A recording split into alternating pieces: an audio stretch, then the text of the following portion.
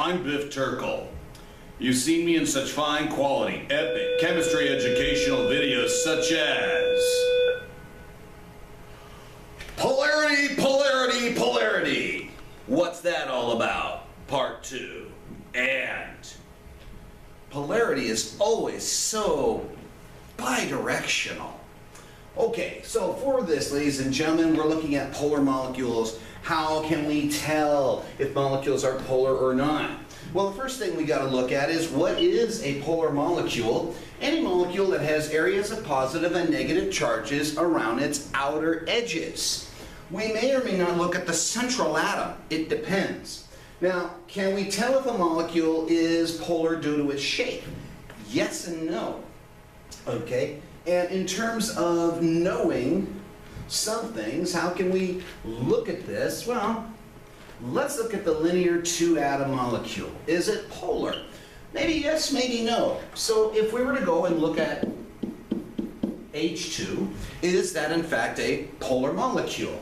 Well, that would be no, because if you look, ladies and gentlemen, it's all positive around the edges. There's no negative there. So, yeah, it's not polar. It's not going to do a whole lot. Now, what about something like good old stomach acid, like HCl? Ah, that is where you have some polarity. Wait, what do you mean? Well, if you look at it, hydrogen and chlorine, they're going to be together. They're joining up. Hydrogen and chlorine are going to share that one electron hydrogen typically has.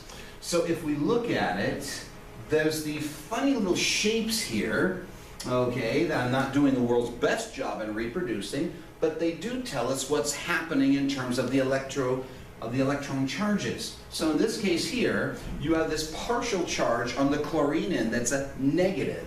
You have a partial charge on the end of the hydrogen that is also positive. Now, we also would represent polarity like this with an arrow.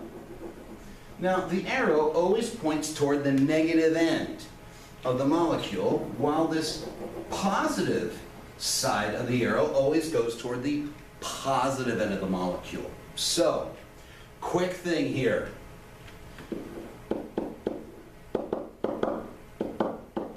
Is oxygen, O2, a polar molecule? And the answer is no, it's not.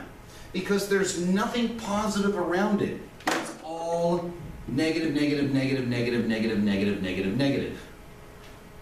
Yeah, that's it. On the other hand, though, what about something like hydrogen bromide? Is that a polar molecule? Yes. How do I know? Because I know that I got a partial charge, positive charge on this end, and I have a partial charge, a negative charge on this end. Well, wait a minute. What's happening here? Well, hydrogen and bromine, when they join together, bromine is going to take more of the sharing. It's going to share more of that hydrogen's electron than the hydrogen will. Okay, and as a result, you've got more electron concentration on this side here. So you get a partial negative. Here you're going to get your partial positive. So that's how we can tell for a linear 2-atom. Now, for a linear 3-atom, that's a little bit more of a challenge because what's going on with a central atom? So let's go with something like carbon dioxide. Well, carbon dioxide, you already have electron concentrations here and here. They are bonding electron concentrations. Now, of course, oxygen does have its electrons as well. And as a result, ladies and gentlemen, what you have an area of negative and another area of negative. So what you're getting basically is negative all around. You'd say, but wait a minute, what about the carbon? But that's just it. There's no positive here in the carbon to speak of. This is negative all around. This is a non-polar molecule. Okay? So that's what you need to pay attention to. Remember, maximum for carbon is 8 electrons. Maximum number of electrons for oxygen is 8 also. But the fact, remember, that bonding electron concentrations have less power, but they're still fairly negative compared to our unshared electron concentrations. Okay? How about bent? Bent is always polar. Oh my lady gaga. Always polar. So what do we need? Well, let's look at water here. If we look at water here, you'll notice that, wait, this is an area of negative. This is an area that's negative. Here you got an area of positive. Here you have an area of positive. So we have negative and positive. That's automatically polar. To be polar, you need to have areas of positive and negative. Because if it's all negative, like Eeyore, then it's not polar. If you're all positive, like Tigger, hoo-hoo, that's not polar either. You have to have the two together in the same molecule to make it work. So what's another example of a polar molecule that is in fact bent? Well, we can look at dihydrogen sulfide. That's another one. And it looks exactly like the water molecule. You'll get your partial negatives here and here, partial positives here and here. That's bent. And it's always polar. Pyramidal, 4 atoms. Always polar. Let's go with something like NH3. So here's our nitrogen. We have our hydrogens out here. And you have your unshared bonding pair here. So we are going to have our partial negative, and here we're going to have our partial positives. Now, I did say how polar the molecule was going to be. We're just looking to see, is the molecule polar or not? Because that's kind of the key thing to help things dissolve. Okay? So in this case here, because of this unshared pair of electrons, okay, that's an electron concentration, that's a negative charge, a partial negative. These are partial positives. Therefore, when you go around it, they're not all the same. Therefore, you have Eeyore and you have 3 Tiggers. And as a result, ladies and gentlemen, you have a polar molecule there. Nice pyramidal. Would there be another one? Well, yeah, you could also do phosphorus like this. Again, same idea. Okay, you've got your unshared electron concentrations here. You have your bonding electron concentrations here, and you're going to get the same kind of charges. Okay? Here's another thing to look at.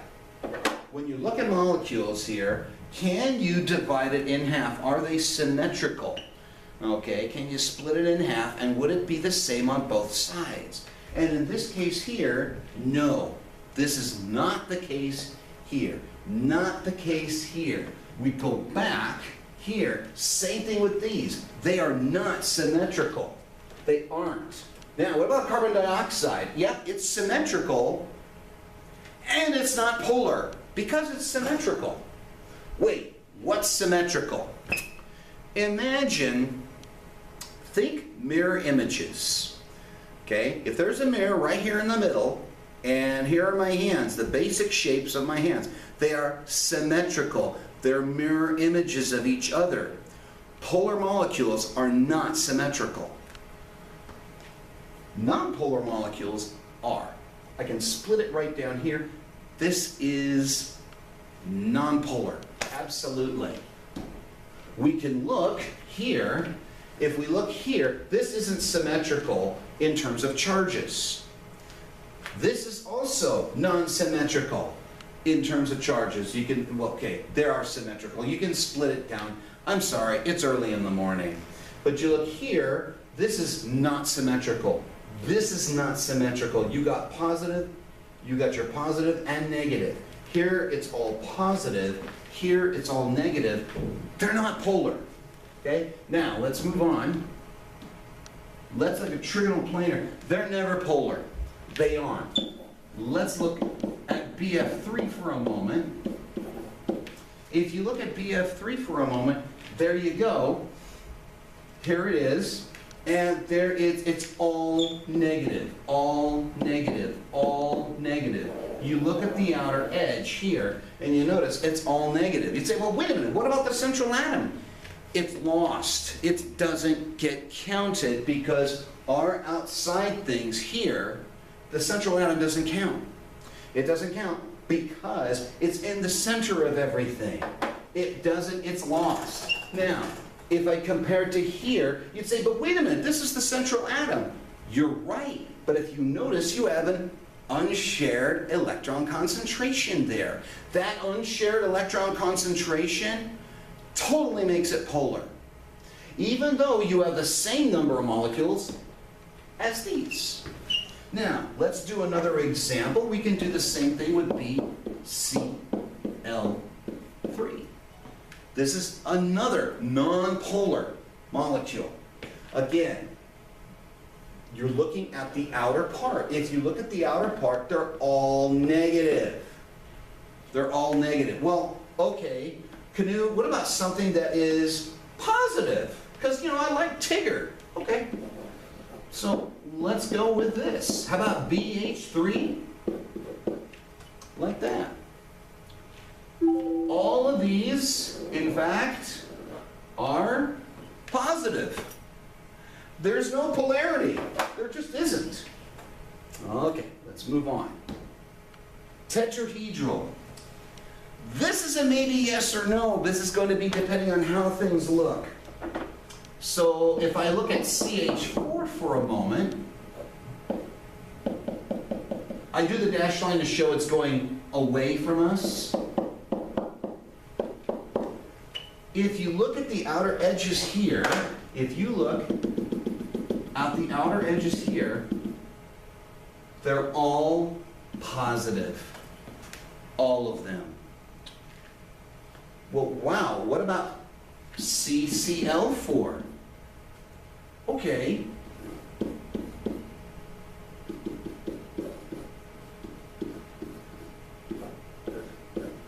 Guess what? When you look at the surrounding, all negative. There's nothing positive about it.